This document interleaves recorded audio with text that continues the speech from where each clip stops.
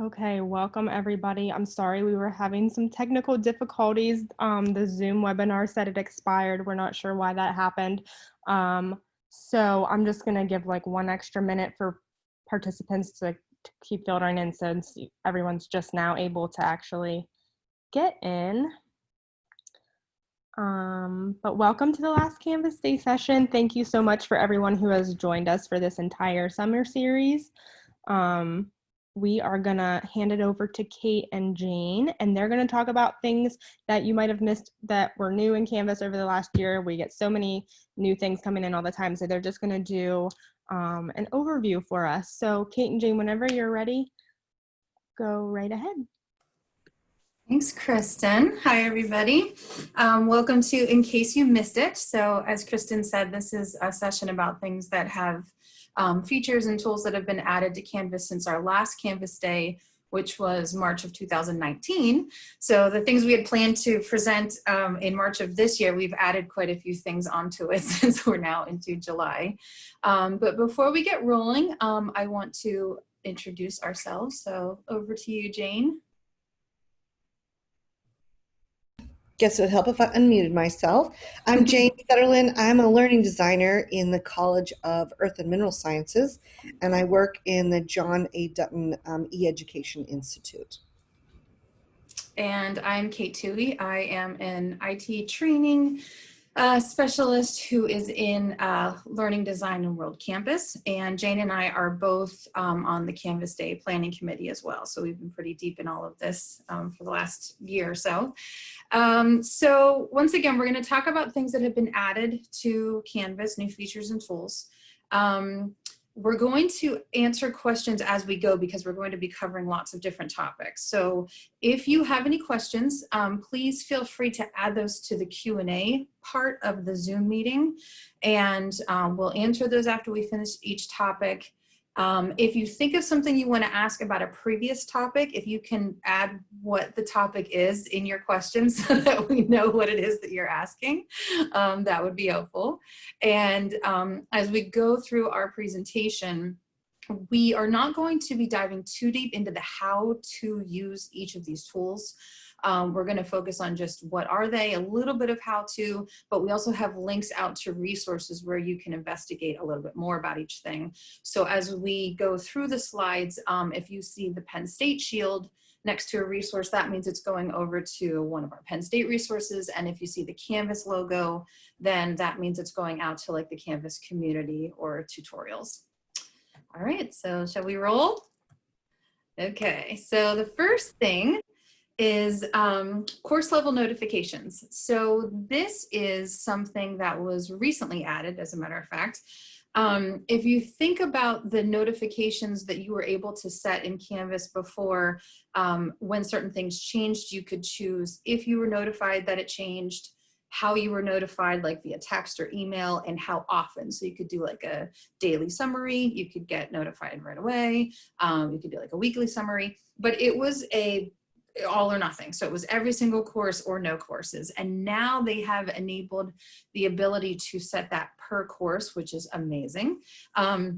So you find this in the homepage of a course. On the top right in the tool or in the sidebar, you will see this link that says view course notifications. And I'm actually going to click over into this Canvas documentation real quick. Jane, can you see that Canvas community page? I can. Cool. Okay. So I'm going to scroll a little bit. So hopefully this won't make you guys nauseous. All right. So you'll see a link to view course notifications when you're in a specific course. And when you select that, then you will see all of these things that happen that change in the course. And then you can set, once again, if you're notified, how you're notified, and how often you're notified. By default, your course level notifications will match what you currently have as your overall Canvas notifications. So if you're not being notified about due dates now because of your general notifications, then your course level notification will also have you not being notified. Once you go into these course level notifications and change any of them, then it disconnects the connection to your regular Canvas level notifications, and therefore any changes to those overall notifications will not be affected within the courses themselves. So it breaks that connection. So does anyone have any questions about that wonderful enhancement? Just looking over at the Q&A. No? And I did add to the chat a link to our slides. If you want to follow along, you're welcome to, but we're going to go through each slide by slide, but it'll be a good reference for you later, especially if you want to dig deeper into the how-tos. All right, so if you've probably noticed this already, that they've changed some of the navigation menu items, and they changed several of them, like, and I have a screenshot there on the right-hand side. You can see like the home it tells you where you are located, which pages are showing. It was highlighted blue, and now there's just a black line there. But the highlight for me, it was that they've added the hidden eyeball icon next to disabled items on that navigation bar. So students used to be that it was just grayed out, and now there's an actual symbol of the eyeball of what students cannot see. So that's it's more helpful, easier to see. If you could go to the next slide, Kate. But what I wanted to also illustrate that, and I'll get more into the gradebook changes a few slides later, but reference to this eyeball with the icon, they did actually remove that eyeball with the cross out of it out of the gradebook. So now in the gradebook, it used to be that if you were hiding the grades in the gradebook, there was the eyeball with the slash, and now it will show a manual. Notice under the automatic posting grading policy column, there's no indicator, and that just means that the grades are posted. So if you don't see manual, and then you'll know that it's been already published. Yeah, any questions about that, about the navigation changes and icons? I don't see anything so far. Okay. We must be very thorough. Yeah. Okay, so the next thing, sometimes, oh, here's a question about that. Can we make them default? So by default in the gradebook, the grades will post automatically. There are settings in the gradebook, and that I'll share links with the gradebook details in a little bit. But by default, they're all going to be pushed out. And you can go assignment by assignment and change them to manually posting, or you can manually post all of them at the default level. So you do have options to change that. Sorry, that was a very loud click I just had there on my mouse. Okay, so the next thing is Canvas refers to this sometimes as the assignment bulk editor. This was just released over this past weekend on the 18th.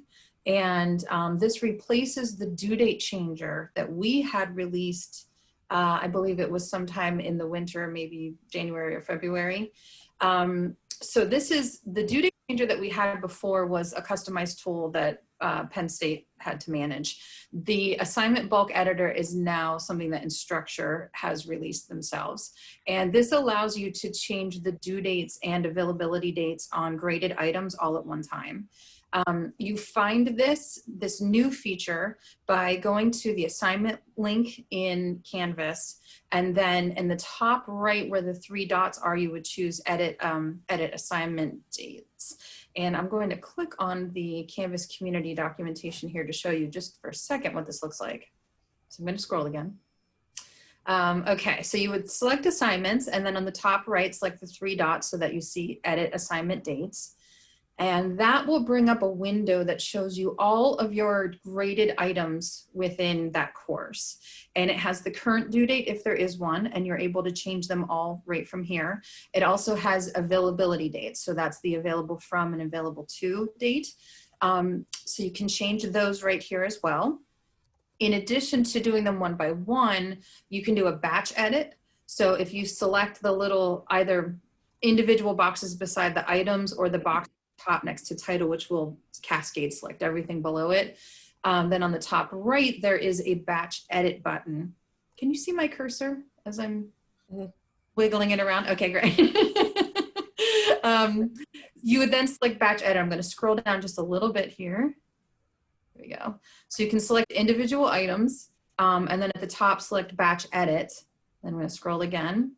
And this will give you a place where you can shift all of the dates of the items that you have selected. So you could shift everything by, you know, say 6 months or a year if it's only a course that runs in the fall and you have last fall's date set.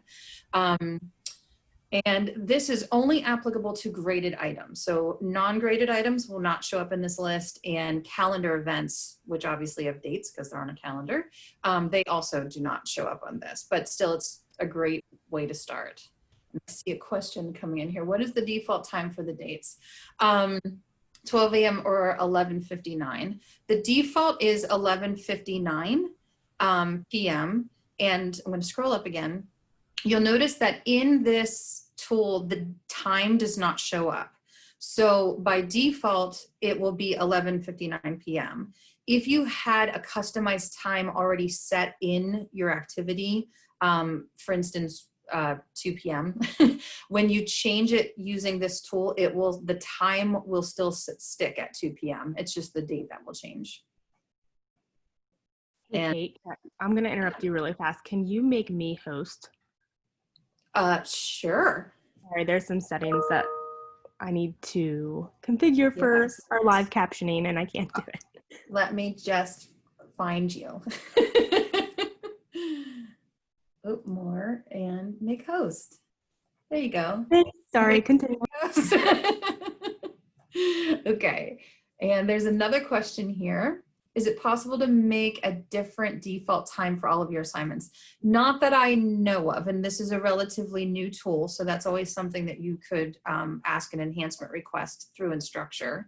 But the default time, as I said, will be 11:59, unless you manually change it yourself in the settings of the activity, and then that will stick moving forward. Any other questions? And again, you find this tool by going to your assignments link, and then at the top right, edit assignment dates. And the due date changer that used to be in Canvas has now been removed. Great. Over to you, Jane. I get easy slides. Thank goodness. Just wanted to make sure that people were aware that Instructure is no longer supporting Internet Explorer. So make sure your students are aware that they need to use Chrome, Firefox, Edge, or Safari. And that Canvas community documentation will give the latest versions, and they keep this updated. So if your students are having trouble in classes, you could give them this link to check. And I usually recommend to faculty that they make sure that if students are having difficulty, that they keep just trying one of those different supported browsers. There is a question. Oh, yes. I think we should send the non-support of IE to all students. Oh, a suggestion that people, yes. Okay, yes, that is a good suggestion as well. Thank you for that. Yeah, I know that they announced it through a Canvas like alert when it changed, but that doesn't help either new students or yeah, people who weren't taking those courses at that time. So that's a great idea. Yeah, it probably should be put in people's orientations for sure. Okay, so our next topic is archiving. Derek, if you're on, this is for you. This is Derek Gittler's favorite topic. So as of last summer, I believe 2019, Penn State developed a way to archive Canvas courses. Otherwise, we just had them sort of building a huge list of courses in your Canvas space. So what we have here are the links in the resources going to the archive policy, the opt-out procedure, and then how to restore a course. So basically the policy is that grades need to be around for 5 years. The way that the archiving works is from the time your course starts for the first year, it's in Canvas, nothing changes. After that first year, it will be included in a list of courses to archive. And at that time, you as an instructor or a course admin, designers, can opt out of having it archived. And then if you do that, then the next year it will also be on the same list, and it would either be archived or you can opt out of archiving. So that's a total of 3 years. After the 3rd year, it goes into, I believe, what we were calling cold storage for years 4 and 5. That is where you can't opt, it's automatically archived. You can't restore it. And, but the grades and things are available if you specifically put in a ticket to ask for them. If you miss the chance to opt out of a course being archived, you can still self-restore that course during years 2 and 3. So this documentation will talk about the procedure for restoring. So this goes to a Penn State KB article. I'm going to scroll down just a little bit. When archiving is happening on the dashboard of your Canvas course over on the right, like where you see how to request a master and merge and things like that, underneath there's this course archive manager, and that will take you over to the list of courses that are scheduled to be archived. It allows you to opt out of archiving, and it also allows you to restore anything that has been archived. Just to give you a little bit of information about the timing, and I am reading this because I don't have it memorized. Courses, fall semester courses would be archived a year later, somewhere around January 15th. That archiving schedule will also include non-Lion Path courses. So your old like master courses or manually created courses, those would end up in that list as well. And again, you can always opt out. Spring courses would be archived a year later around May 15th. And summer courses would be archived a year later around September 15th. So these are approximate dates because we're still figuring all of this out. Anything that you opt out of archiving will show up again in your list the following year, so you would need to opt out again if you want to. Any questions about that? And these, again, these resources go to the policy itself, what exactly is archived, how to opt out, and how to restore. And the things that get archived are grades and anything that's kind of out of the box Canvas. So third-party tools that are integrated, that information is not necessarily going to be archived, but all of the grading, that's the really important part. No questions? That's awesome, because I don't know if I could answer them. Oh no, is there a way to download? I mean, oh yeah. Is there a way to download your whole course in a readable format? Readable is the key. That's the tricky part. And I would have to say no, not readable. You can certainly export your course and have an export, which you could then import into a different course shell. That's your export is not going to include student data though. So I would have to say overall the answer to that would be no. All right, and just when Jane thought that she got the easy ones. And then we get to the Gradebook. So last summer, we were introduced to the new Gradebook by Instructure, and they made several changes immediately. And then throughout the year, we've seen some enhancements coming. So just to go over some of the things that changed originally, and if you're following along in the presentation, in the notes section, I have a lot of the initial changes that they've made with links out to provide in all the details. So, but just so to highlight some of my favorite features of the new Gradebook, I really like the flexibility that you can arrange the columns now how you choose. You can arrange them by date or by name. You can arrange them by module or points, and that's really helpful in trying to analyze different aspects of your gradebook. You can also choose to filter your gradebook. So if you just wanted to, if you grade by assignment group and you wanted to look at just exam scores or just quizzes or just assignments or homeworks and things, you can also filter by those groups, which I think has been super helpful. Another kind of hidden feature that I like is being able to add student email addresses to their names in the gradebook roster listing. So you can add those if you wanted to easily email students right from the gradebook.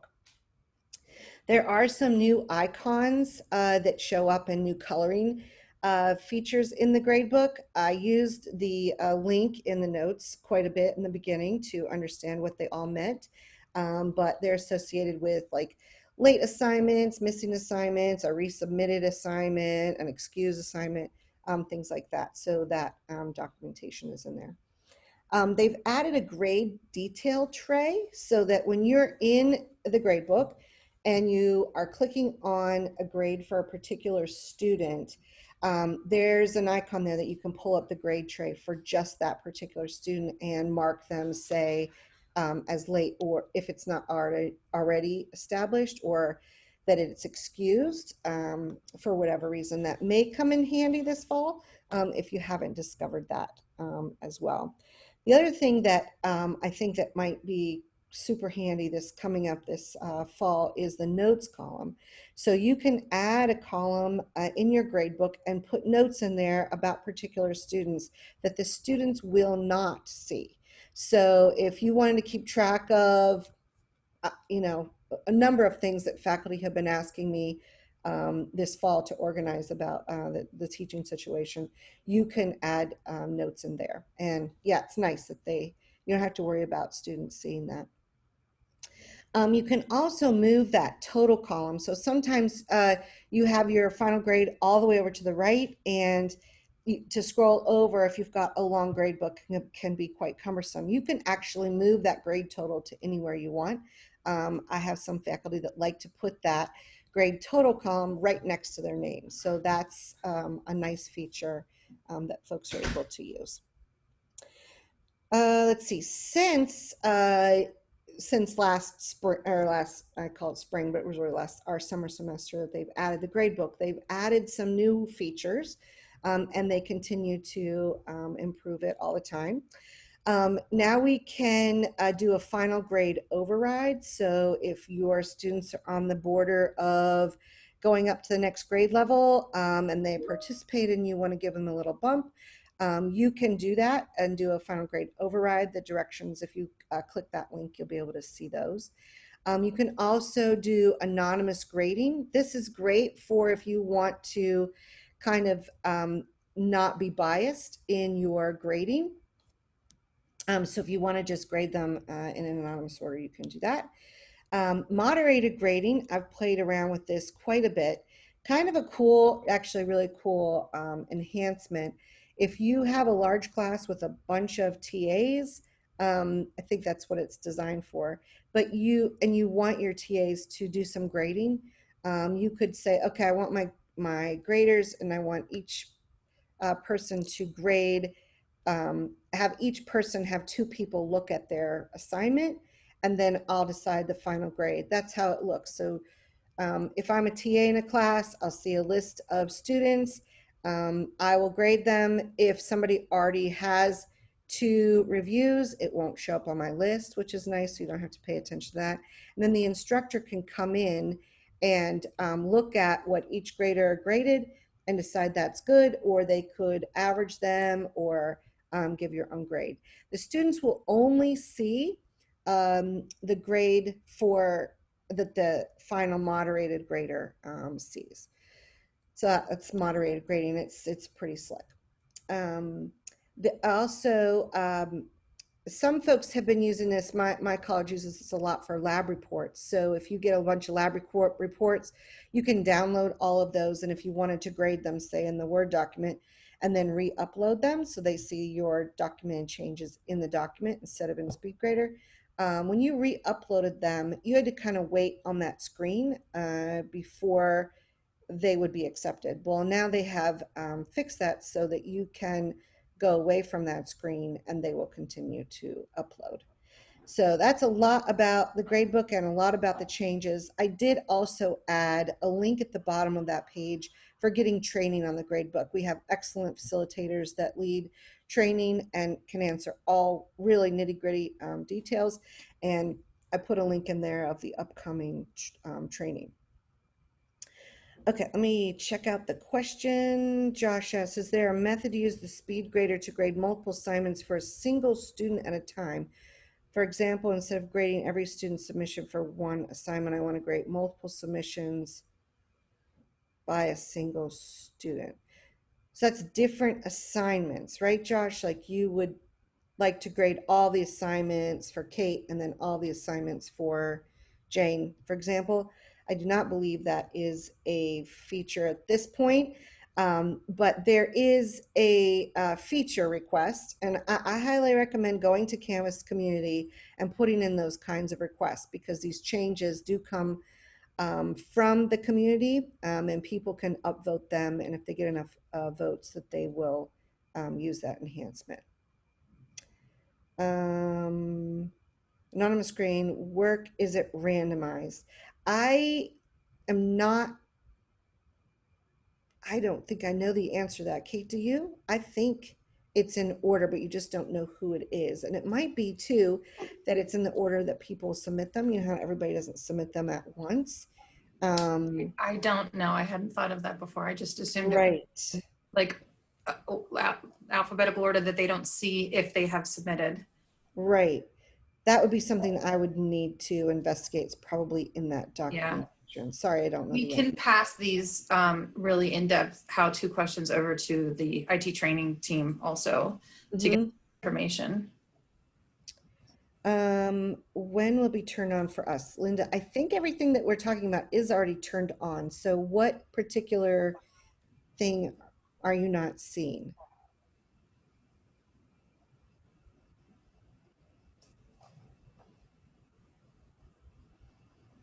And the new gradebook, she says. Oh, the new grade. Yeah, the new gradebook is already activated. It happened last summer.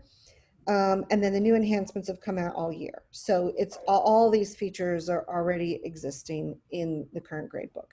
And Brian, to answer your question about the moderated grading, yes, there are YouTube videos out there. I spent a lot of time looking at moderated grading because we had kind of a unique case. We wanted faculty to be able to grade multiple assignments, and we did a creative workaround for that. So I did find videos on moderated grading out there.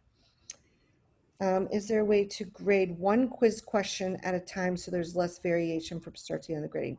There is a beta feature that you can turn on in SpeedGrader so that you can you get like a grid at the top that shows the question. So you can click on question 1 and see all the question 1s for everybody. You still have to scroll through per student, but it will jump you to those questions. So you could click question 32 and it would show all question 32s. You still have, again, you have to go through one at a time.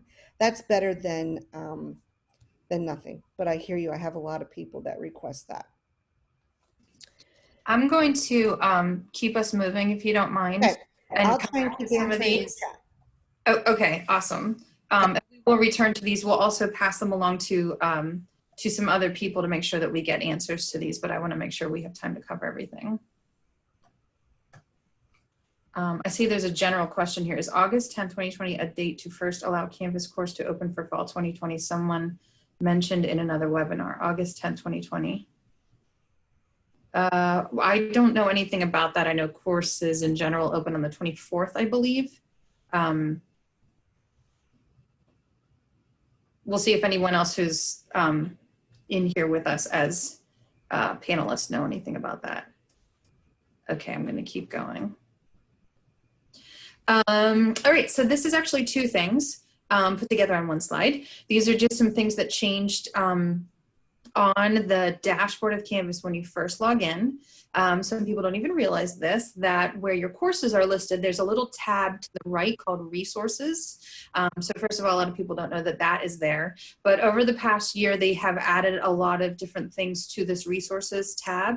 So I'm going to click on this link. This goes to the canvas.psu .edu announcement about some of the resources that were added, and one of the links in here in the resources tab goes out to this page, which is the faculty technology resources page, and it has all kinds of things about different technologies, how to get started, training opportunities, and things like that. So we wanted to let you know to keep your eye on the resources tab because new things are added in there.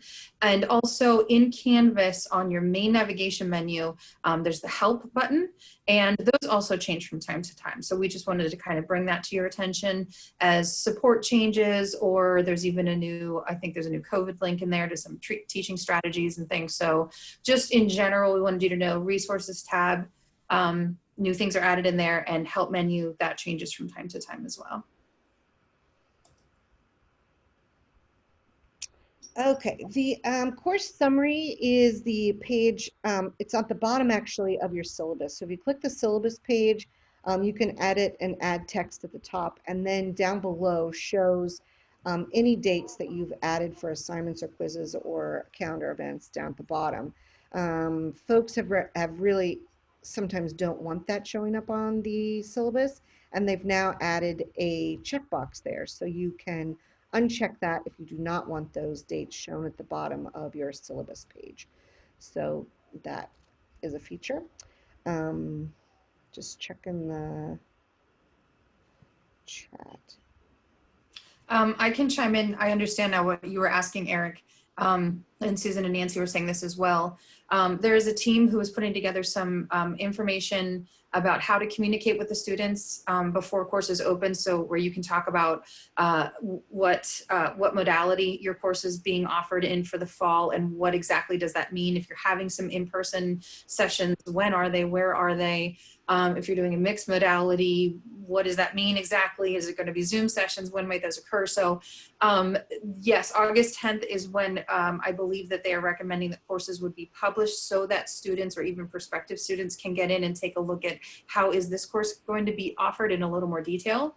So I'm going to, yeah, so I'm sure that you guys will hear more information about that, as well as the, as we are able to publish some information about announcements and things and ways to communicate with the students. So I'm just going to mark these as answered, if you guys are okay with that. All right. So the next thing is, this also was just released over the weekend. This is assignment attempts. So you were always able to limit the number of attempts to quizzes, but that was not something that you could do in assignments. So now when you go into the settings of a Canvas assignment, you will see submission attempts, and you can either keep it at unlimited, or you can now change it to limited and then say how many attempts there are. So if you want to only give students, say, 3 or 4 attempts at submitting an assignment, you can do that now. Don't forget that if you do have it at unlimited, you can still see the previous versions of what they had submitted. So we wanted to make sure that you remember that. Any questions about that?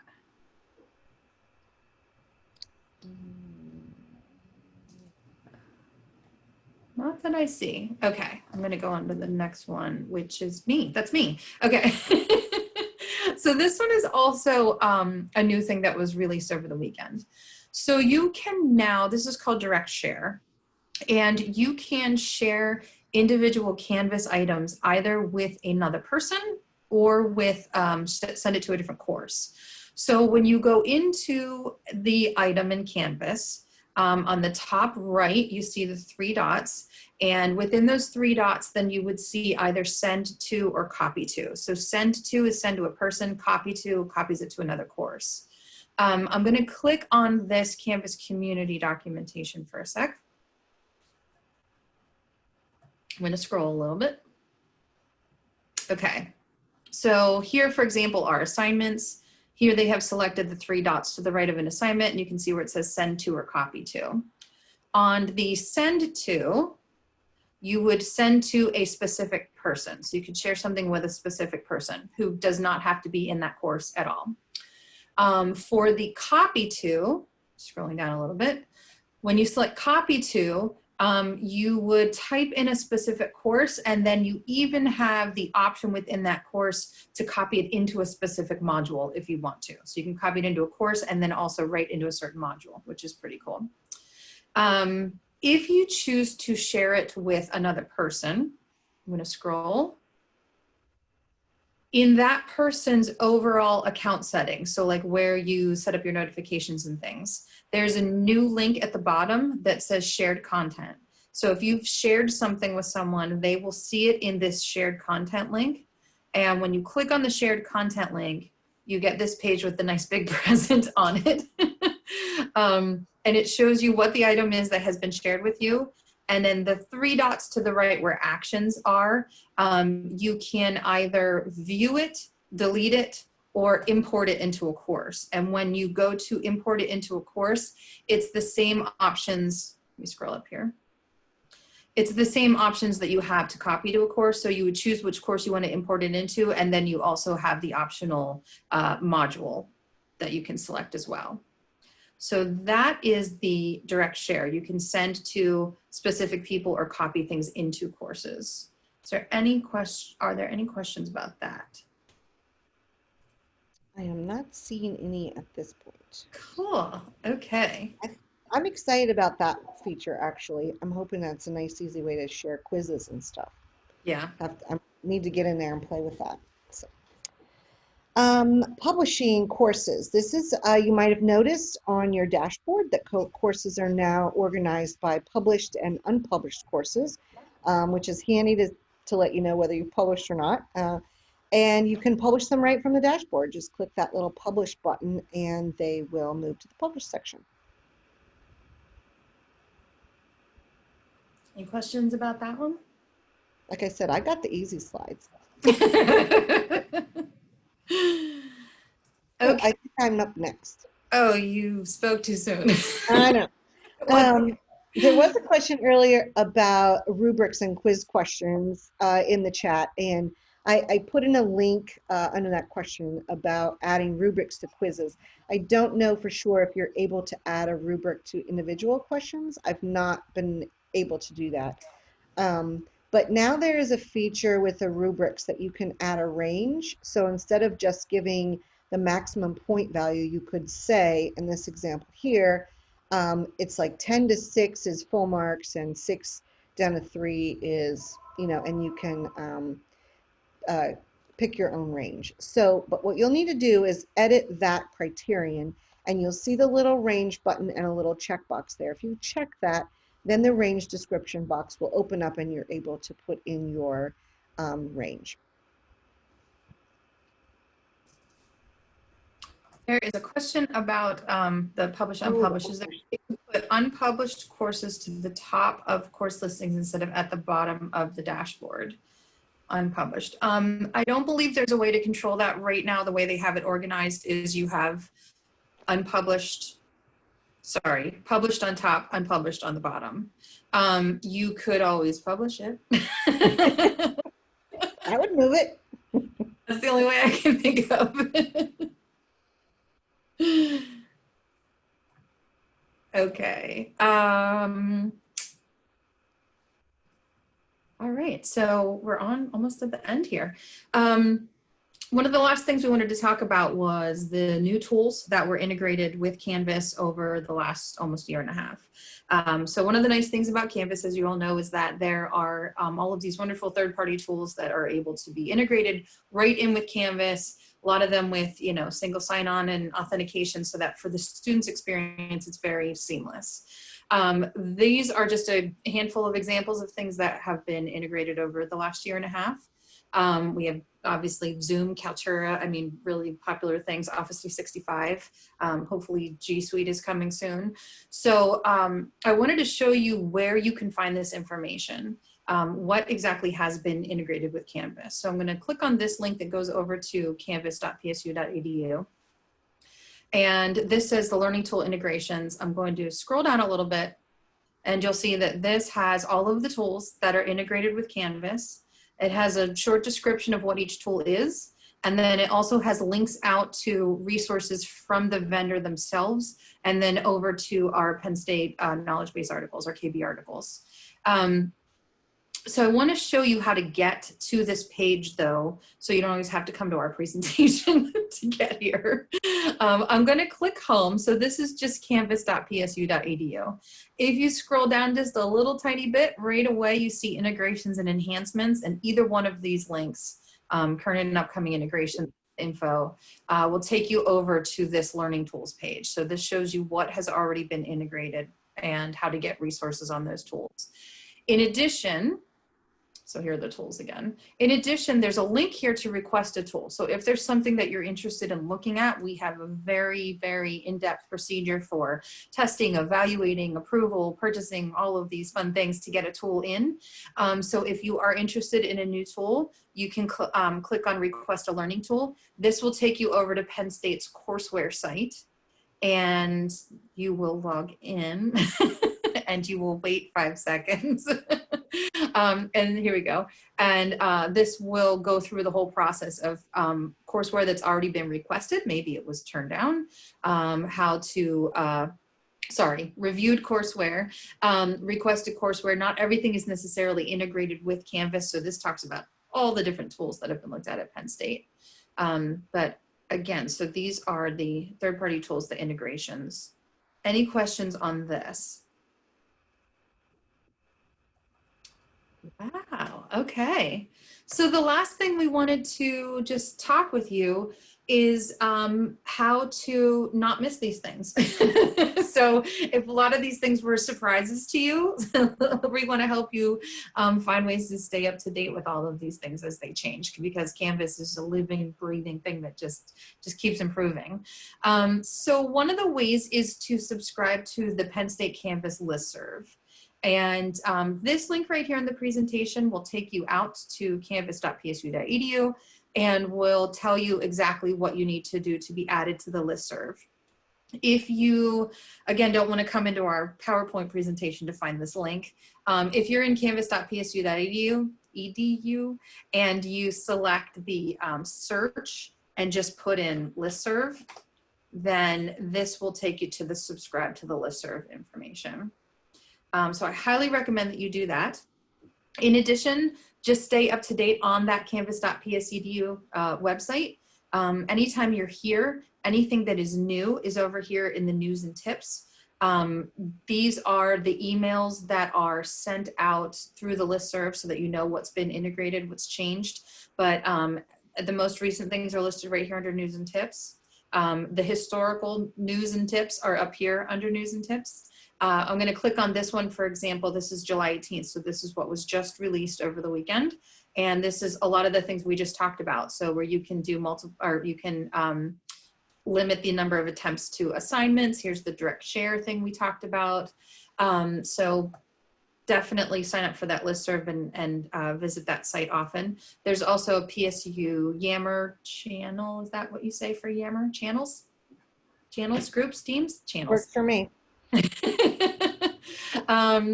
And then we also have links over here to Penn State's knowledge base articles and the Canvas community guides, which are really awesome. In addition to that, we wanted to just tell you in Canvas at the very, very top, there are different color codes depending on what's going on. They will always release an alert when certain things are being released in Canvas. So pay attention to those as well. It's the same things that are in, other than like emergency alerts. The new releases are the same things that are in that news and tips. It's also the same things that come out through the Canvas listserv, but we're just saying, just don't dismiss those things right away. Make sure that you read through them, because a lot of them are really nice features that are, you know, really nice time savers and things. So pay attention to those. And that's all we have. Are there any final questions? And don't leave yet, because we still have another fun thing to do. But are there any final questions about anything that we've talked about?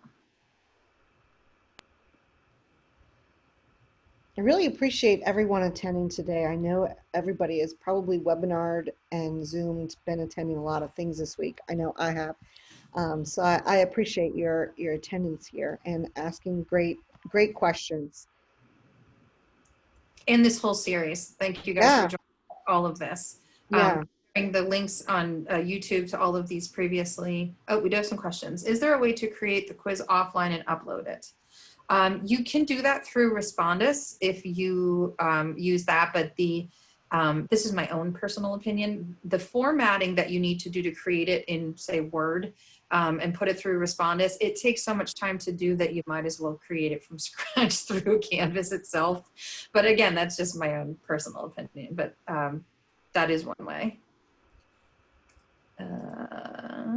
Sometimes I have a very similar question, but I'm not able to copy questions with all the answers.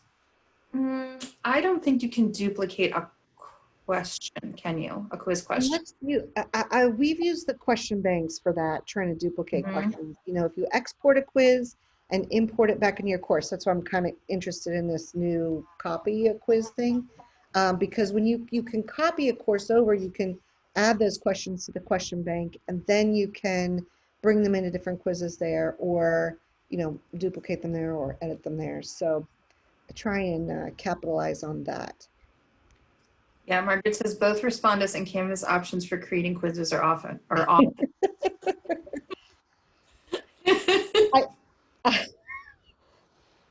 It is a challenge.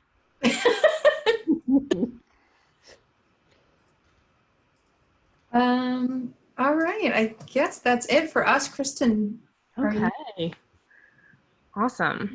So we are going to announce the winner of One Cool Thing. I am going to share my screen. Should we be playing like drum roll music or I something? feel like we should have had drum roll music ready. I actually created a slide like 5 seconds ago with the winner's name on it because we were having so many technical difficulties and I wanted to make it nicer, but I'm sorry. Also, I just want to say really quick that everybody did such a great job presenting at One Cool Thing, and the votes were so close. I was watching them all day today and they were so close. We had so many people with so many votes, so it was really close, but whoever wants to give me that drum roll, give it to me. I have one pen and my phone. Okay, do it.